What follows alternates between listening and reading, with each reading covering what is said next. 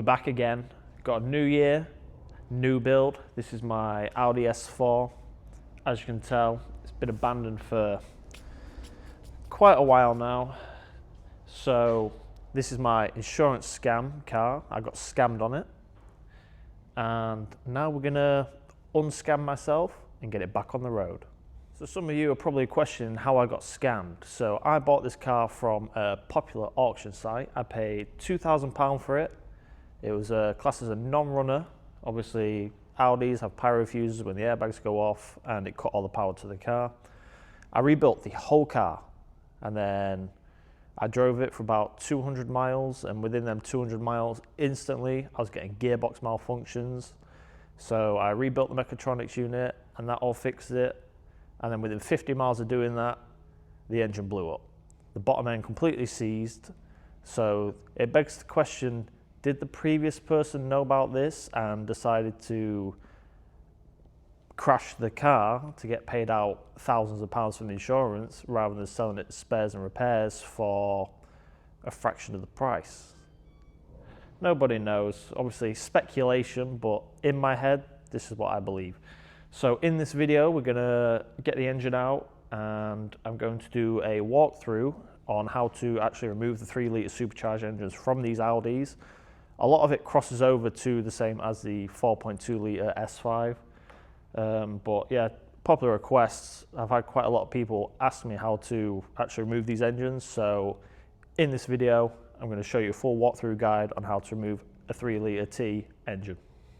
So to start off, we need to get the car on axle stands. So a bit of YouTube magic, we snap our fingers. Just like that, got the car jacked up. So now I'm going to bring you in and I'm going to show you what we need to do on the top end of the car to get this engine out. So the first thing I'm going to do is I'm going to take the bonnet off. This is completely not required into taking the engine out. It's just obviously I'm not going to be using this bonnet in the future because I've got other plans, and it's just going to make my life a bit easier because I haven't got an engine crane. I use a forklift, and you've probably seen on my old videos that the strut and the other stuff is getting in the way when I was removing it. So if I'm not using it, I'm just going to get rid of it.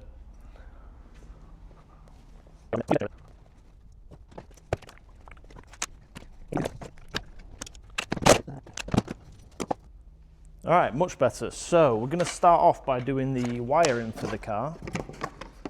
I know it seems pretty daunting, but I feel like Audis have the easiest engines to remove. So first off, what we're going to do is we need to take this panel off here. Just held in with some clips.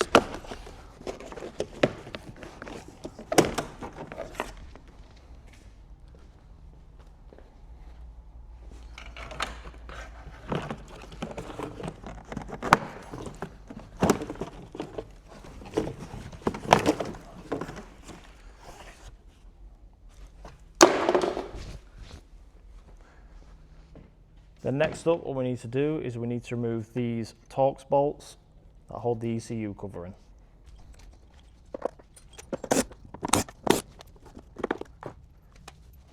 Once the cover is removed, it will then expose your ECU. You can simply just pull this out. And then underneath, you just need to remove some plugs.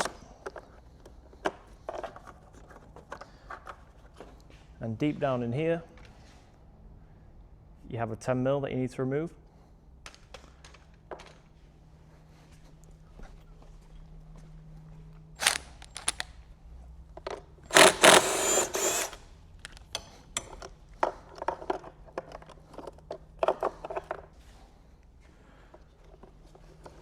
Once that is removed, you just need to push the tab on the edge.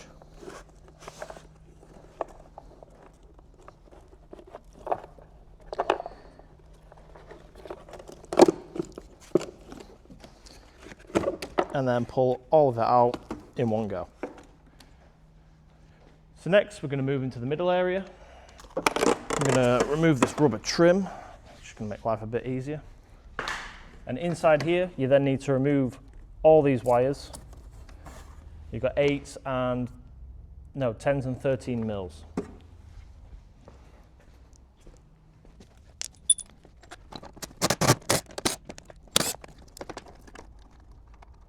I screw the bolts back onto the terminals and you don't have to worry about finding them later on. And now you've got a 10mm bolt here. It's got a plastic cap on it. So pull that plastic cap off and remove the 10mm.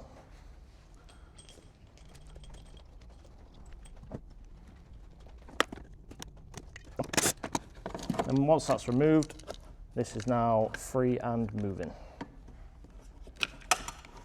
Try not to lose the bolt. Now I'm going to thread that back into the bracket as well.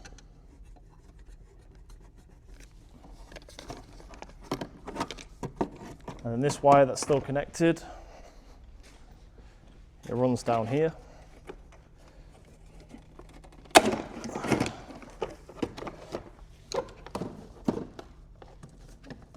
And then you have one electrical plug here.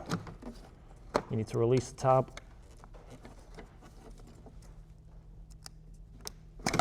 Remove that, and then you can pull this to this side.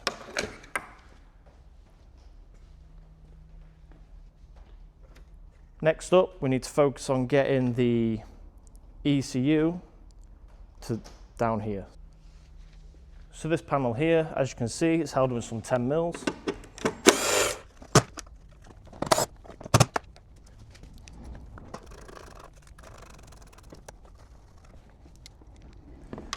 You then have a brake booster line here,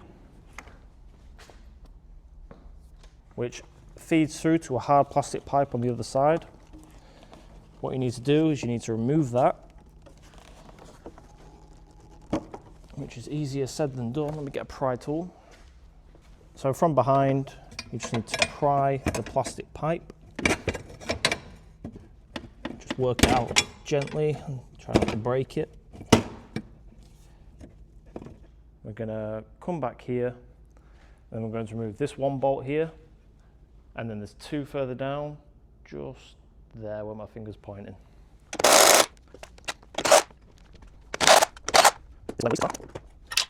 Again, put the nuts back where you took them out from.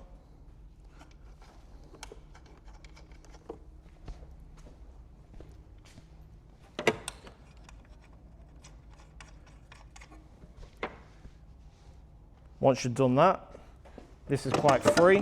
However, you still have your heater core hoses running through to the firewall. So let's get some grips and we will get them removed next. So these pipes are stubborn to get off because you don't often take them out. But they are now out and leaking everywhere. So that's great. So now, with this a bit looser, we can pull all this wiring over here, and we should be able to remove these heater pipes.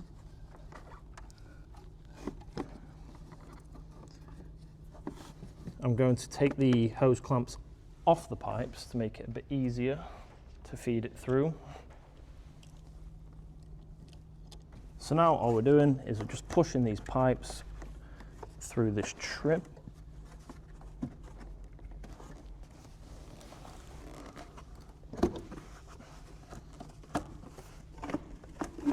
Once they are removed, I'm going to release these clips and pull this out. There's one hidden bolt located just down here. Let's get that removed quick. Right, now we should just lift out. At long last. So now we're going to continue with this spaghetti. So basically now we can pull it round, and we have one single earth wire here that runs behind to this point here.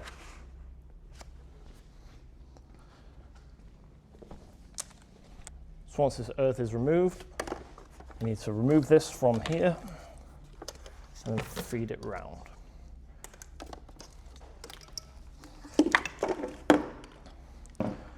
So that is nearly all your wiring removed.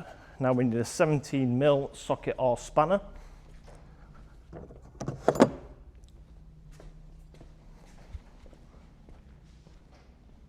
And we need to remove this big earth here that you use as a jump point as well.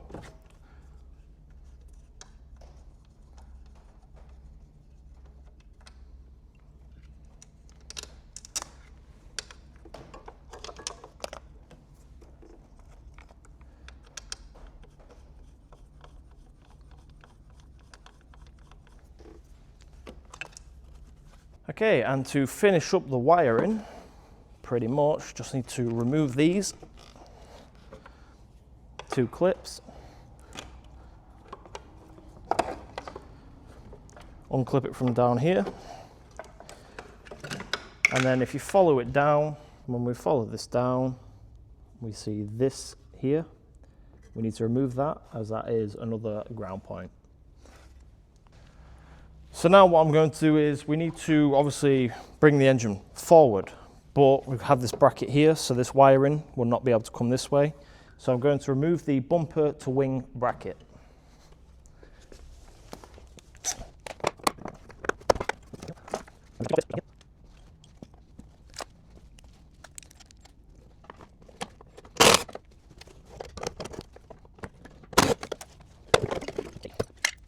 Okay, so now I'm going to remove this front slam panel. Mine's already removed, so I can't show you the removal process. Mine's just literally held in with these two Torx bolts here. I stripped mine off, obviously, to diagnose that my bottom end had gone.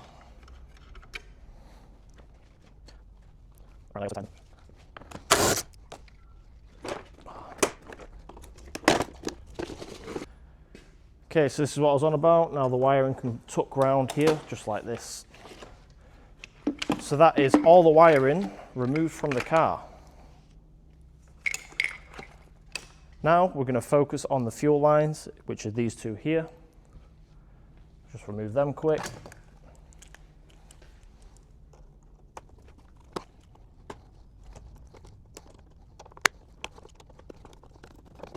And that's your fuel lines removed. So everything up top is pretty much done, to be fair. So now we're going to go underneath the car and show you what needs to move down there.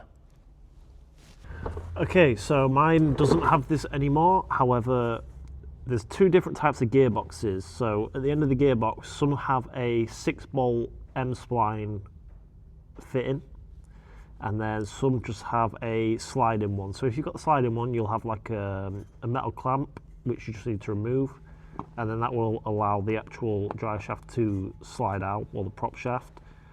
If you've got the 6 bolts, then obviously remove the 6 bolts. Obviously I don't need to do that because I've already removed my clamp, so that's not an issue. So I'm going to jump past this part and move on. So moving on to the next part, in the middle section of your exhaust, you have an area where it will actually split.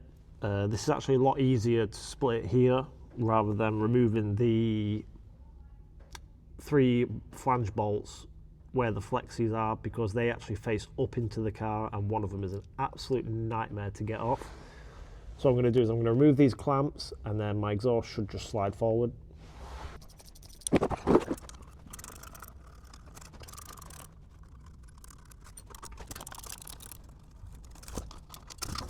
Okay, so now they are both moving. That's fine, because when we pull the engine this way, they'll just slide out nicely. Correction, they are 18 mils.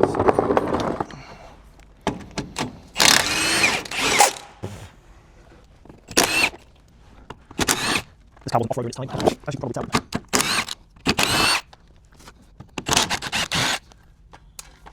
And then once that is removed, you'll have one single little 10 mil nut on a rubber mount here, holding your power steering lines in. So we're going to remove that quick. Now that we have that removed, some cars have headlight level sensors. These are usually located onto here, and then you'll have some electrical box up here. If you've got that, obviously remove it, because when you take the engine out, you'll end up ripping the wiring out, and you don't want that. So yeah, if you've got that, remove it. So now we're back up top. We need to go to the power steering reservoir, and we need to remove the 2 hoses sat underneath it. It's going to make a bit of a mess, but nothing we can't clean up. Okay, so now we're on to the bit that I hate the most of doing this whole entire job. we're going to remove this gearbox mount. So I'm going to release these two M10 bolts here, which will give me my aftermarket brace back.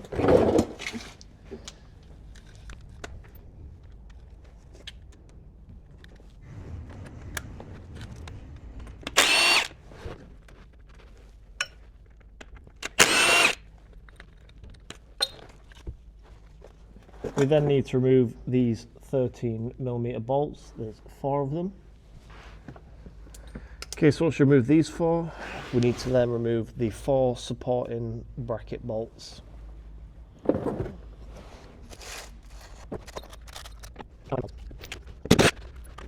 Everything will lower down, but it's not going to drop on you.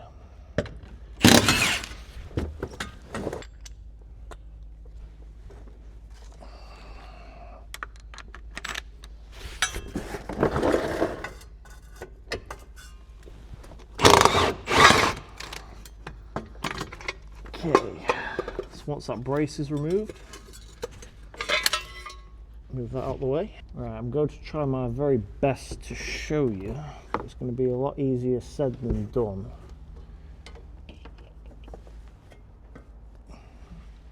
So up on the right side of the gearbox, you have a gear linkage here, and it's held in with a clip. They have to obviously slide out. It's much like a brake hose clip, and mine was an absolute nightmare to remove when I first took it out. So let's just hope it's not the same this time. But I probably won't be able to show you me removing that, but once it's removed, continue. So once that's removed, that clip, I'm going to try to show you again, but it's going to be very difficult to see. If you look down here, let me apply some zoom. There is your gear linkage. Now, the easiest way I found was to get like a pry bar and put it all the way down there, put it on the very edge, and then whack the end of the pry bar to pop it off. All right, moving on to the front of the gearbox. You'll have a plastic inspection plate just here, where my spanner is, and inside you will have 6 16mm 12-point torque converter bolts. That's the word I was looking for. So you have to manually rotate the engine and obviously remove them one at a time. Obviously my bottom end was seized, so I had to force it to get them out. So once you've removed them, if your bottom end is completely locked and you cannot physically move it, there is another way to remove them without having to turn the engine over, and I will go through that a bit later on in the video. So once they're removed, we're going to then remove the big brace, this one, which is held in with some 16mm bolts.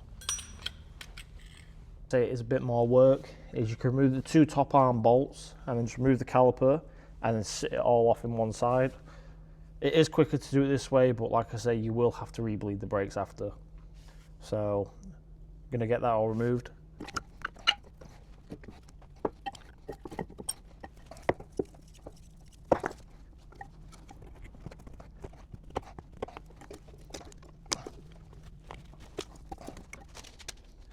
Okay, so once it's all removed, you should have your brake pipe, your ABS, and your wear sensor. You can just leave that dangling. It's not going to get in the way anymore. And then we just need to do the same on the other side.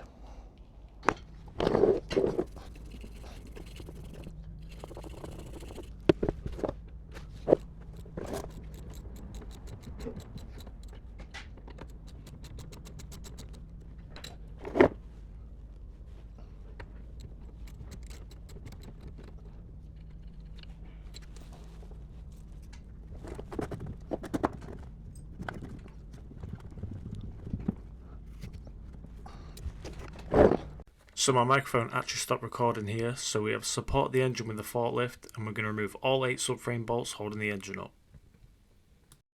So we have 2 bolts located at the back of the subframe. We have another one located between the inner rack end of your steering rack and your bottom arm.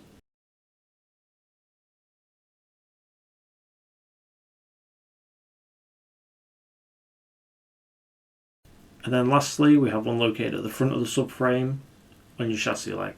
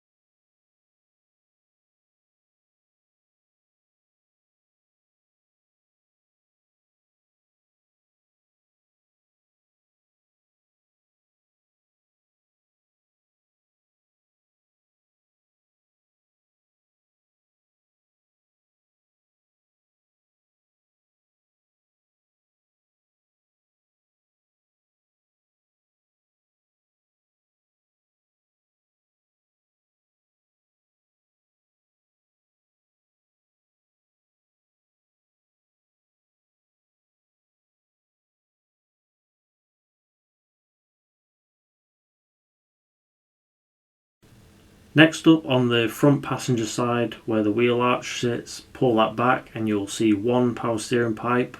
You need to remove that off the metal connector. And now we're going to remove the suspension top mount bolts, which I'm going to point to in this next clip. Do this on both sides of the car.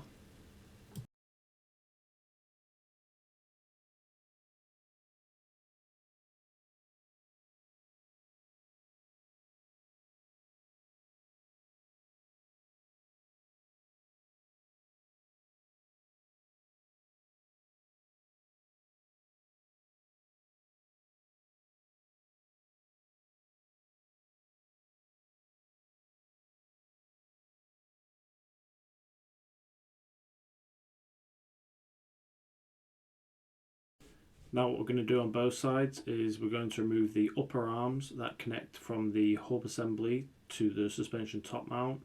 This uses two 16mm bolts, and then after that we're going to take the shock absorber out the hub.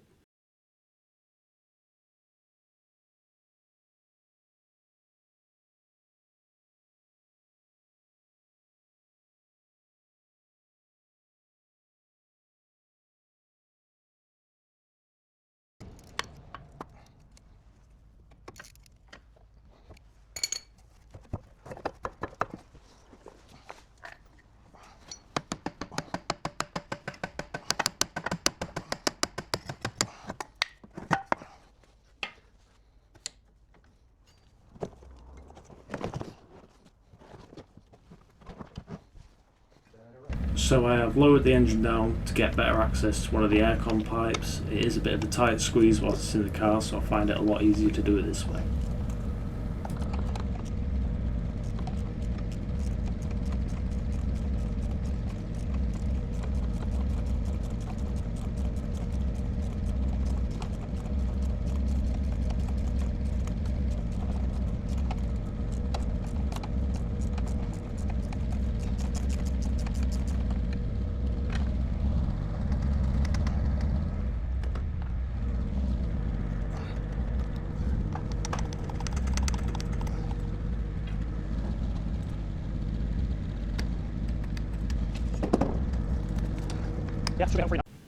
I forgot to move my camera, but here we are, we have got the engine out, and that's pretty much all that's left to do.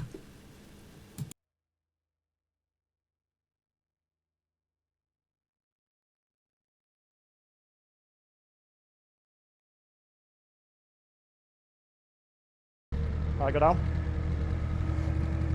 What's that? Go on.